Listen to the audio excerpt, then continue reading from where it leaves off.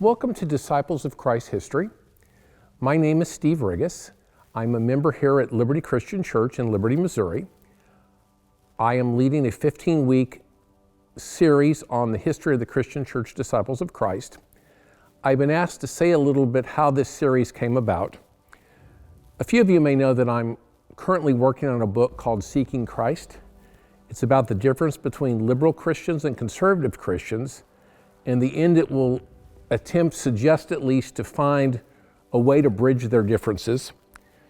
In working on that book, I recently completed a pretty long chapter on the history of Christianity. The second factor is that Dave Culver, the pastor of this congregation, asked me last summer to teach a series on the history of the disciples of Christ, as there were a fair number of members of this congregation who really weren't aware of that.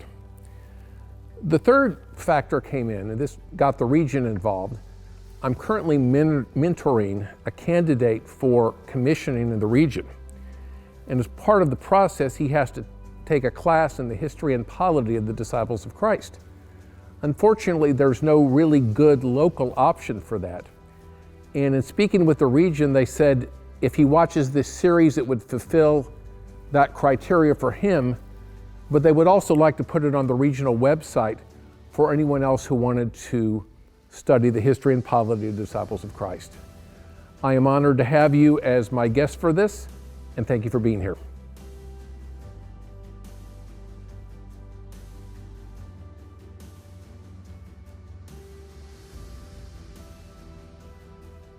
Good morning. Let's try that again. Good morning. Good morning. Very good. Thinking about, remember Leave It to Beaver? Good morning, Miss Landers. Welcome to the fifth week of Disciple History. I'm entitling this The Boat Club, which may seem like a strange title, but let me share with you an illustration that's been way overused in history, but I think you'll see why. The life-saving station.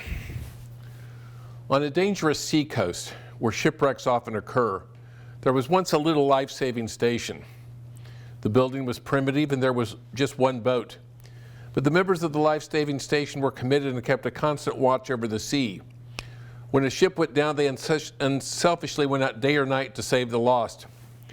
Because so many lives were saved by that station, it became famous. Consequently, many people wanted to be associated with the station to give their time, talent, and money to support its impressive work. New boats were bought, new crews were recruited, a formal training session was offered. As membership in the life-saving station grew, some of the members became unhappy that the building was so primitive and the equipment was so outdated. They wanted a better place to welcome the survivors pulled from the sea. So they replaced the emergency cot with beds and put better furniture in the enlarged and newly decorated building. Now the life-saving station became a popular gathering place for its members. They met regularly, and when they did, it was apparent how much they loved one another. They greeted each other, hugged each other, and shared with one another the events that had been going on in their life. But fewer members were now interested in going to sea on the life-saving missions. So they hired lifeboat crews to do it for them. About this time, a large ship was wrecked off the coast, and the hired crew brought into the life-saving station boatloads of cold, wet, dirty, sick, and half-drowned people. Some of them had black skin and some had yellow skin. Some could speak English well and some could hardly speak it at all. Some were first-class cabin passengers of the ship and some were deckhands. The beautiful meeting place became a place of chaos. The plush carpets got dirty. Some of the exquisite furniture got scratched. So the property committee immediately had a shower built outside the house where victims of shipwreck could be cleaned up before coming inside. At the next meeting, there was a rift of membership. Most of the members wanted to stop the club's life-saving activity, for they were unpleasant and a hindrance to the normal fellowship of the members. Other members insisted that life-saving was their primary purpose and pointed out they were still called the life-saving station. But they were finally voted down and told if they wanted to save the lives of all those various kinds of people who were shipwrecked, they could build their own life-saving station down the coast. And you know what? They did. As the years passed, the new station experienced the same changes that occurred in the old. It evolved into a place to meet regularly for fellowship, for committee meetings, and for special training sessions about their mission. But few went about rescuing drowning people. The drowning people were no longer welcome in the new life-saving station. So another life-saving station was funded further down the coast. History continued to repeat itself. And if you visit that seacoast today, you will find a number of adequate meeting places with ample parking and plush carpeting. Shipwrecks are frequent in those waters, but most of the people drown. Some of you have heard that before. It was originally written by Thomas Waddell in 1953. The Boat Club. Last week we talked about the Reformation, the Counter-Reformation, and I mentioned, perhaps somewhat despairingly, that Catholic Christendom, the union of the church and the state, was replaced by various forms of Protestant Christendom. The union between the Protestant churches and the state. Some people didn't think that the Reformation had gone far enough. I don't want you to think that I'm disparaging the Reformation. The idea of salvation by faith alone, that enough was important enough to justify the Reformation. The idea that the Bible alone was the final guide to belief and not the Pope or a council was important. The idea that one could read the Bible in their own language and not have to resort to Latin was amazing. And even within the Roman Catholic Church, the gross abuses were cleaned up. True progress had been made, but Christendom persisted. And if you say you lived in Gladstone, and the ruler of Gladstone was Catholic, what would you be? And if you lived in Liberty and the ruler of Liberty was Lutheran, you would be Lutheran. Now,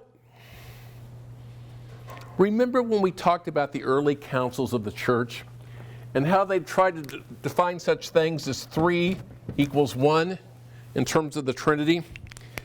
And how I pointed out that it seems to be a human nature to try to get things more complicated.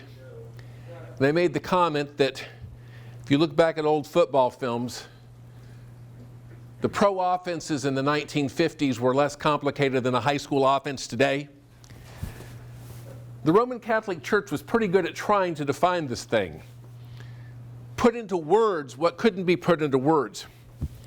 But after the Protestants started, you know what it turned out to be? They did the same thing. That within 100 years, the once vibrant, like the Boat Club, the once vibrant idea of we have a new start, a reformation, a new beginning, it went from stale Catholic orthodoxy and liturgy to stale Protestant liturgy and orthodoxy. Churches were more interested in politics, in right doctrine and right worship than they were about getting people enthused about Jesus. Now, you remember last week there was the 4th branch of the Reformation, the radicals. The people that said it was time for Christendom to come apart and go back to truly back to the Bible, where state and church were 2 separate things. Now, 100 years later, people like that were still around. And we're going to say starting maybe around 1650 or so, maybe a little bit 1620. There were a number of ideas that came about. The first of these is pietism. Pietism started out as a Lutheran phenomena and then became more widespread. The pietists went to church, kind of like the Boat Club, and said, this is, Luther was great 100 years ago, but you've forgotten what Luther was about. We want religion of the heart. We want this not to just be about going through the motions, singing the songs, reading the same scriptures, We want this to be personal. They were called pietists, from the word piety. And that had an effect on Lutheranism, but it also had an effect on other of these state religions. Now, what is the most obvious example of the effect of the pietistic movement in America today? It's a pretty big one. The United Methodist Church. So, John Wesley, the founder of Methodism, was an Anglican priest, a Church of England priest. And I had somewhat flippantly talked a couple of weeks ago about churches that believed in apostolic succession, the magic of, the three bishops putting their hands on the head of a new bishop. And that only a bishop could actually, three bishops could make another bishop, but only a priest had to be ordained by a bishop. John Wesley was an Anglican minister. He had been duly ordained by the bishop with the magic power. Were any of you here ever Methodists? Okay, this may be old hat for you. Wesley became involved in kind of the English part of the Pietist movement. He found that the Anglican Church was not necessarily fulfilling the spiritual needs of him and other people. So they formed, I believe the word was holy clubs, and they had a standard order in which they did things. Now, it's kind of like, if I said Susan was a good Samaritan, would that be a compliment? Yeah. But if I said in Jesus' day she was a Samaritan, would that have been a compliment? No. The original followers of Wesley were good Anglicans who just didn't think the church had enough. So they met in their little holy clubs to follow their routine, their method. And so their detractors started calling them Methodists. And Wesley, to his credit, said, that's fine, you want to call us that? You can call us that. That'll be our name. Now, Wesley came to America for a while, and then he went back. And if you ever get seasick,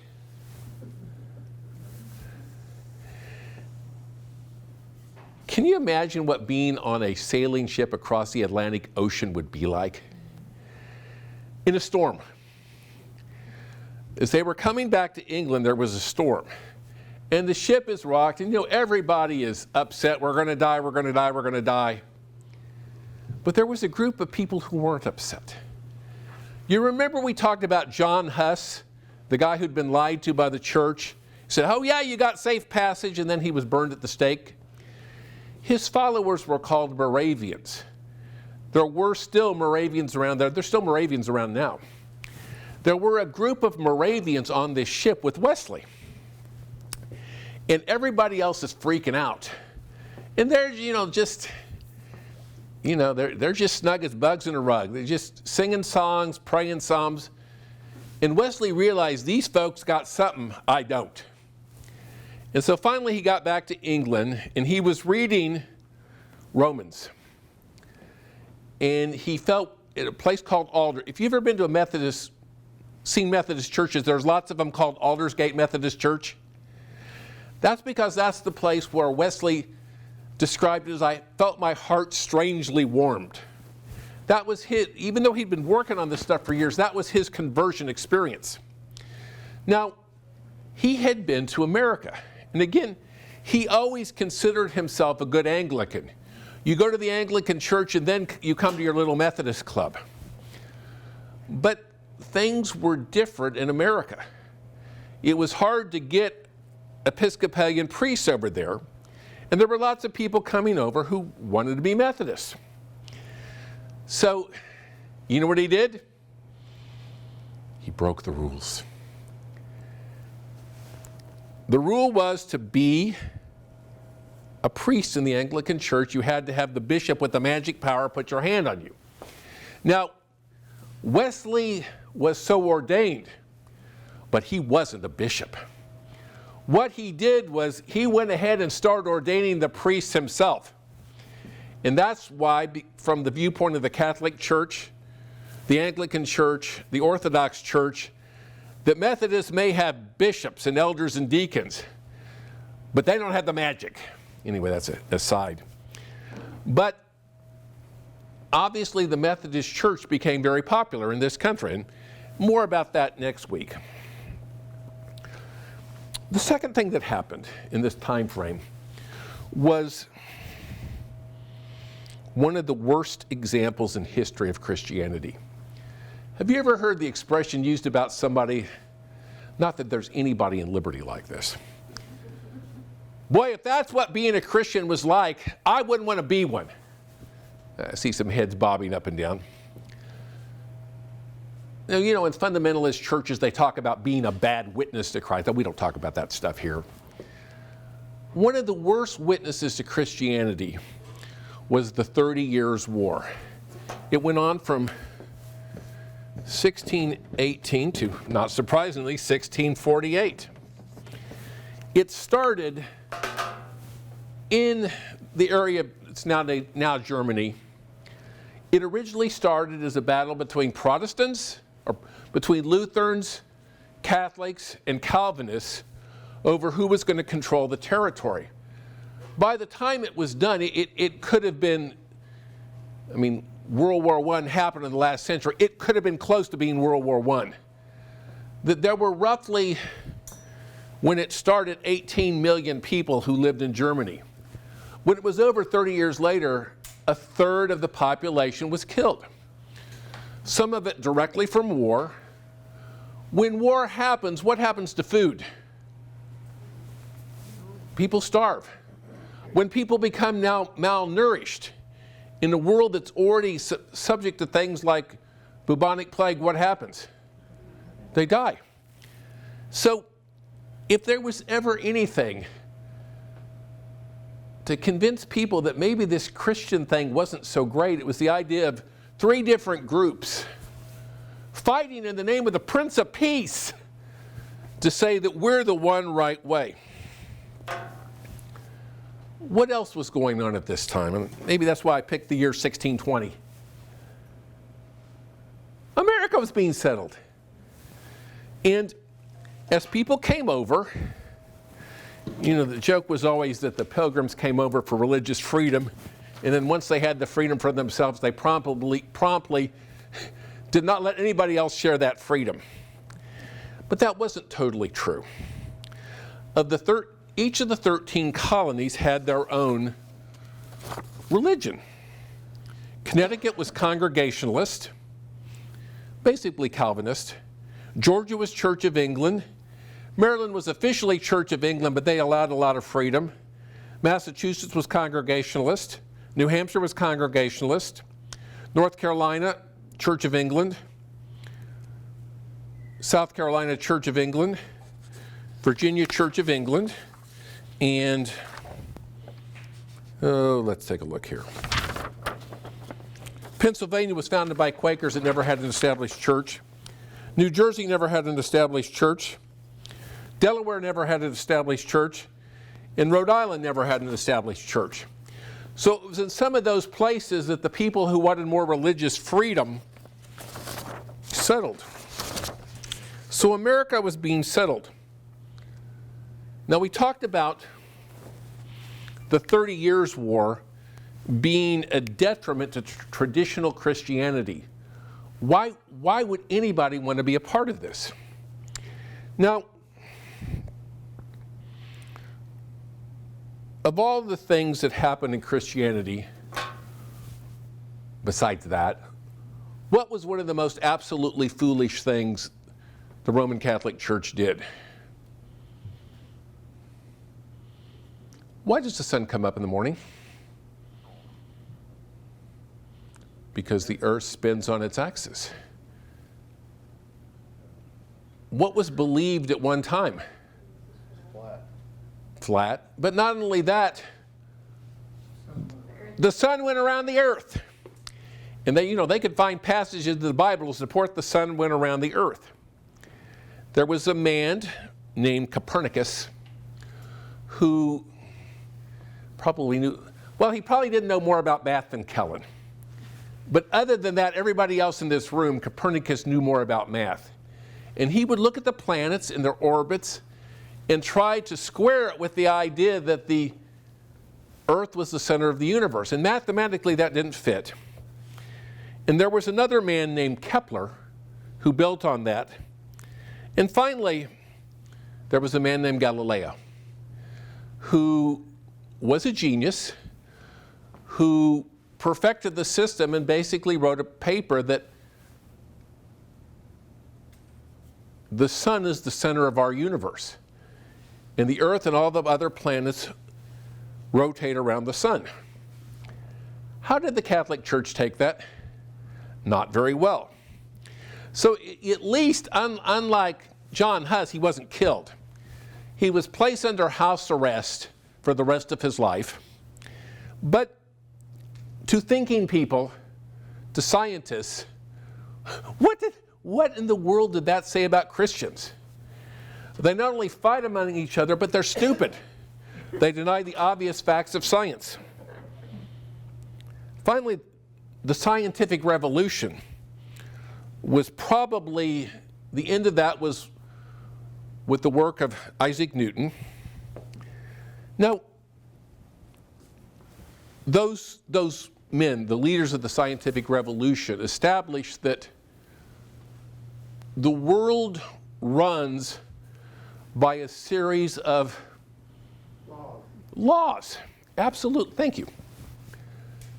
Now, God doesn't say every morning to the sun, "Sun, come up."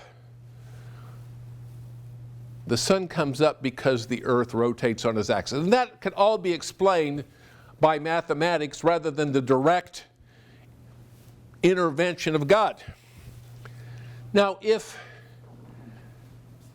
you're a thinking person and you've been through the 30 Years' War and you saw what happened to Galileo, what are you going to think about the authority of the church or the Bible? Now, to this point, there were 5 kinds of Christians in Western Europe: Catholics, Lutherans, Calvinists, Radicals, and Anglicans. They had one thing in common. They believed that the Bible had all the answers. How many of you are parents? Now, I'm not, but I'm guessing there's a certain point, probably around 11 or 12, where kids start to question things. I see some, maybe they do it before that. But there comes a point where, because mommy and daddy said so, is no longer an adequate answer. And that's kind of how some people in society began to be. Just because, Jesus loves me, this I know, for the Bible tells me so. Their attitude was, so what? Yeah, they also, people claim that the Bible also said that the earth is flat and the sun goes around it. The Bible's wrong. What else is the Bible wrong about? What else is the church wrong about? They began to say, you think about American history. You remember Vietnam and then Watergate? What happened to the prestige of the American government? Did people automatically believe what Uncle Sam said like they used to? No. After the 30 Years' War, after Galileo, people began to say, I don't believe what the church says. I don't necessarily believe what the Bible says. Now, they weren't atheists, but they had a different kind of belief. They were called deists.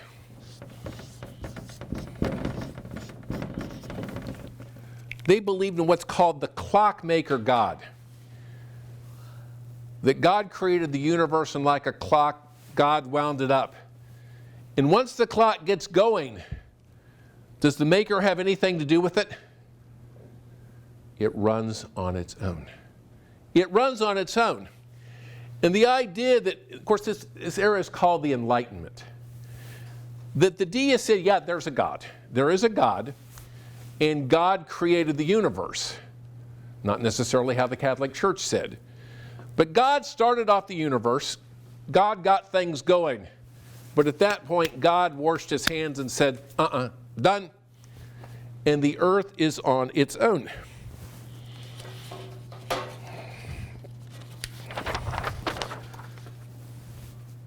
Who found the idea of the deist God appealing? Are you a mind reader? Because that's just what I was going to say. Let me get a Coke first. Thomas Jefferson.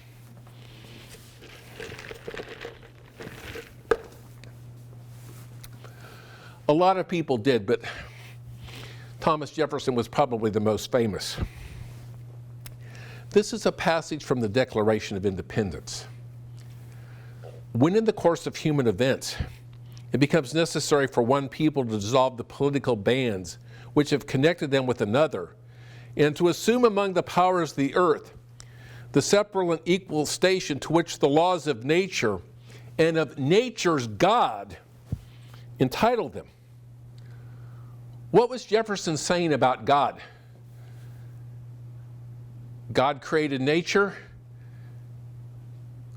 God created the universe, and God took God's hands off of it. It's often been said, mostly by fundamentalists, that the founding fathers, I guess Abigail Adams was technically the only founding mother, that the founding forebears of America were good Christians. Is that true? It depends on how you want to define Christian.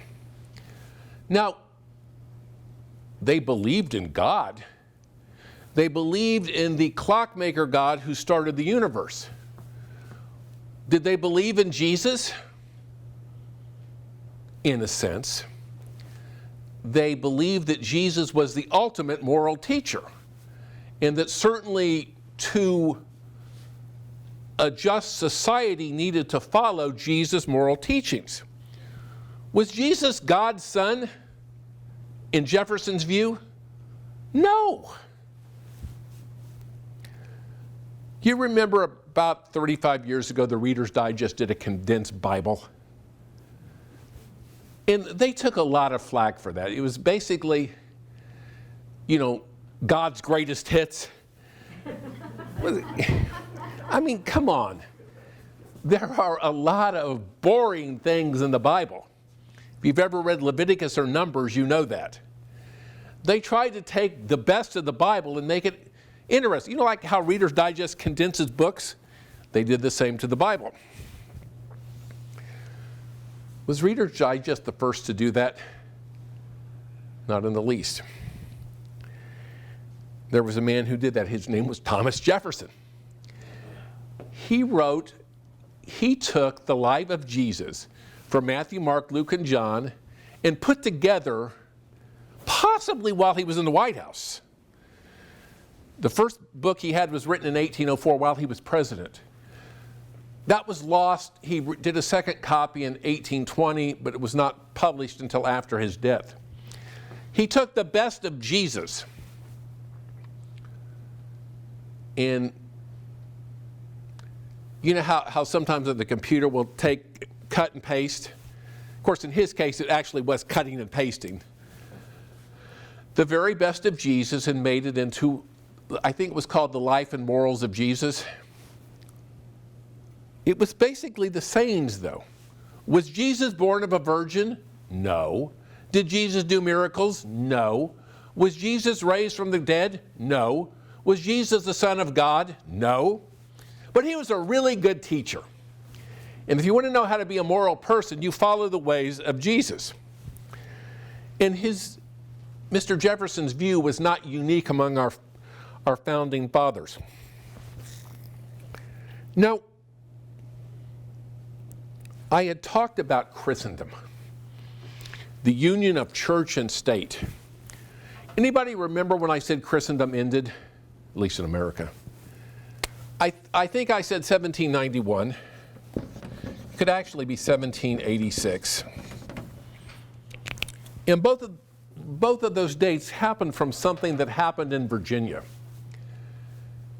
it's hard to believe this today, but at the time of the American Revolution, population-wise, what was the biggest state? Virginia. I mean, it was, you know how today California is so much bigger than the next state? Virginia was that way. It was a couple 100,000 people more than the next state.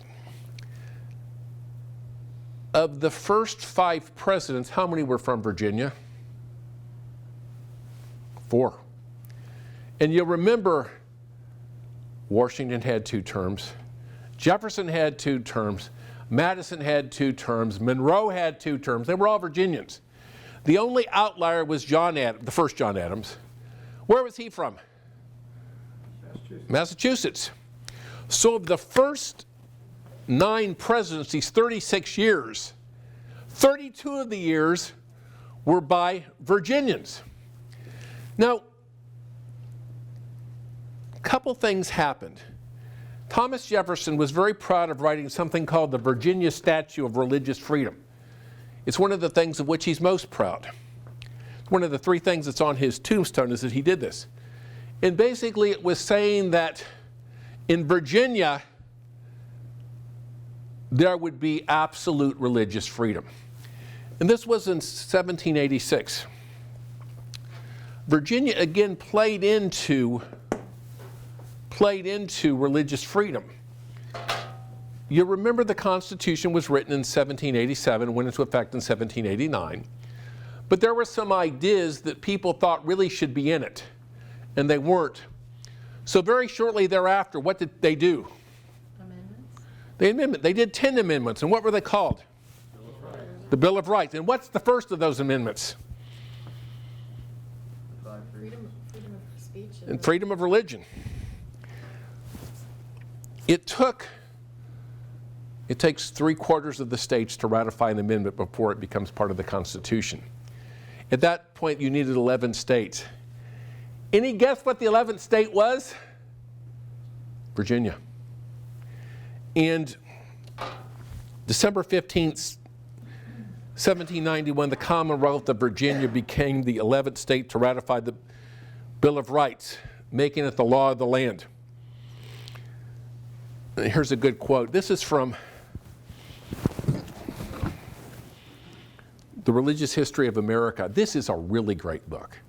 If you want to know from I would say a non-biased perspective about religion in America, this is the book. Congress shall make no law respecting an establishment of religion or prohibiting the free exercise thereof. Here in the First Amendment, a double guarantee could be found. First, the government would do nothing to give official endorsement to a religion or to set one faith above the other. The government would do nothing to inhibit the freedom of religion. In this sensitive area of the soul, government would keep its hands off. And for the first time in Western civilization, citizens of the nation could claim as their fundamental right their religious beliefs to be nobody's business but their own. Basically, Christendom was dead. Now, if you know anything about constitutional law, that is not totally true, basically true. You should know that originally, the Bill of Rights only applied to the federal government, not to states.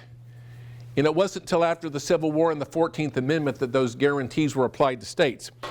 And some of the states, for a few years, still had established churches. But those died out very rapidly. Christendom in America was dead. And you remember all the states I mentioned that had the Church of England as their official religion? Who to this day is the supreme governor of the Church of England? The Queen, the monarch. What is it? She became queen, was it 70 years ago today? Mm-hmm. Yeah. Now, we had just rebelled against George III. If you're a good Anglican, how in good conscience can you now, as a free American, go to a church that says our supreme leader is this man who we just fought against? The Episcopal Church became very unpopular, and it's it's beyond the scope of this to explain the whole intricacies of how the Protestant Episcopal Church in America became separate, because it was convoluted how it had to happen. But certainly Anglicanism in America took a hit because we don't want the king as head of our religion. Now, in the years after the Revolutionary War, say, about 1783 to about 1801, what was the state of religion in America? Pretty dismal. How many of you remember the Mary Tyler Moore Show? You remember the first, that song, "Are You Gonna Make It on Your Own?" You remember that? In the very first year, it was kind of like, can she make it on her own? And that's what people began to wonder about Christianity in America. Most of us have had the experience of all of us have been supported by our parents at some point. And then you come a point where you become on your own. And you're responsible for your finances the first time. Anybody ever find that challenging? When mom and dad aren't there? Well, up until this point, who had been there financially to back churches? The government. Suddenly, mom and dad are gone. And if the church is going to exist, it's going to have to stand on its own 2 feet. It's kind of like the Mary Tyler Moore song, "Are you going to make it on your own?" Because this, as we'll talk about way more next week, this was a new, different, and exciting experiment. Could a church survive without government aid? Could it survive without government favor? And if you look at the first, 18 years? The prospects were not good. The book I'm quoting from is Journey of Faith. It is the standard history of the Christian Church Disciples of Christ. The writers described it as the religious tenor in America. The 2 decades after the war, 1783 to 1803, brought churches to a lower state of vitality than at any time in American history. The process of decline, which was earlier hastened by the war itself. During and after the war, there was a large-scale flight from the new nation of English sympathizer, clergy, and laity alike. Scores of congregations and churches were divided over support of the war. Many ministers were drawn into the chaplaincy of the revolutionary forces, while some pastors found themselves in actual combat. In addition to these losses of membership, the more generalized destruction, impoverishment, and occasional devastation wrought by war left the churches disorganized and their members preoccupied with the more urgent question of survival. By the end of the period, church membership had dropped both relatively and absolutely. It is estimated by most historians that no more than 10% and possibly as few as 5% of the population was affiliated with the church. And that was the state about 1801. Questions, comments, funny stories so far? The deists? Deists, yeah. So how did they explain, like, the flood? Like, if God just washed his hands of everything. Right. How did they explain things like with Noah and like in the early part of the Bible? It's a myth. Okay. It's a myth. All right. And that will, I'm glad you brought that up. In a couple of weeks, this is going to not be so much lecture, but actually, we're actually going to do one of the jokes about the disciples of Christ is the disciples are the only people, when they go to a National Assembly and need a Bible, they steal the Gideon one from their hotel room. I didn't make that up either, but we're actually going to do a little bit of Bible study in this, because understanding exactly the kind of question you ask Helen, is how do you explain the flood, how do you explain these things, becomes incredibly important as the church moves into the 20th century and then into the 21st century. Because a whole lot of people ask that question. And when we read those stories, there's going to come, I hope, some issues are raised that maybe you've never seen before. Great question. Any other questions? Yeah. Yes. Are the Kentucky Wesleyan, is that then a method, is that? That is similar. The Wesleyans are in the Methodist tradition. Okay. And I don't know enough about that whole story.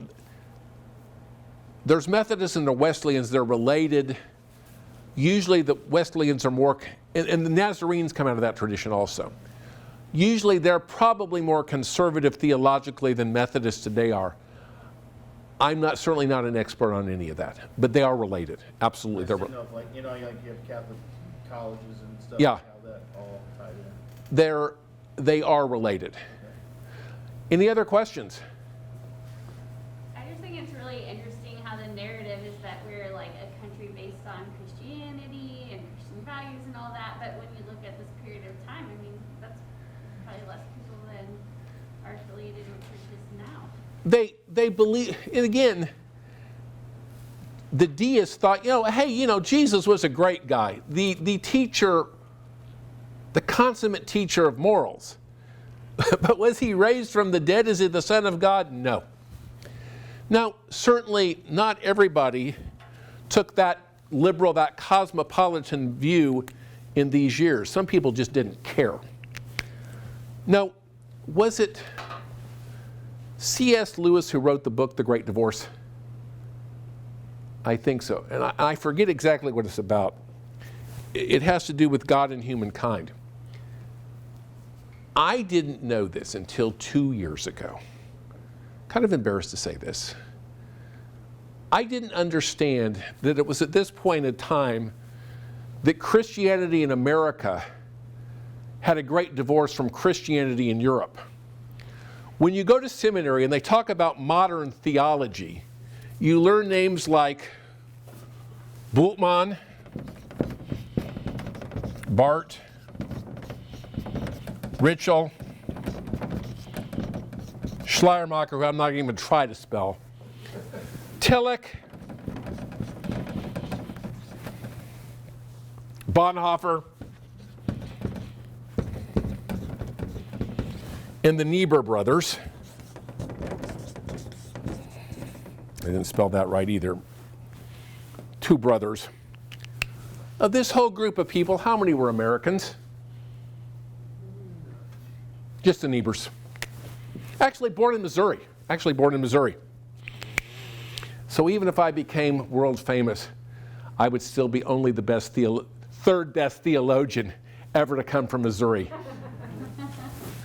But other than these two guys, the big names were all in Europe, where there was continued to be state churches, where there continued to be state support, where the ideas of deism continued to flourish. But you remember, I'm going to bring this up again. I may not have a $1 bill in my pocket to show you. What's it say? Novus Ordo Seclorum on our money. Anybody remember what that means? It's on the back, Helen. Okay. No, it's there, but I don't know what it is. New order of the ages. New order of the ages. And that is very much, as we're going to find out, what America became. A new order of the ages. And this is what I didn't realize, is that all the big names in church history, they went one way. And for the most part, America went another way. And why that happens, we're going to talk about next week. And it's finally in week 6 we actually get into the core of disciple history. And I as I was writing this down, I was being smart aleck. Again, no more questions? I was just gonna say, it seems like I read somewhere that Washington even was maybe Muslim. I'm not sure I've heard that. I'm sure Jefferson read the Quran. I would be shocked if he hadn't read. Maybe it was Jefferson. That he'd read the Quran, probably a whole lot of other things. I smart aleckly wrote this down. Same bat time, same bat channel. We'll see you next week.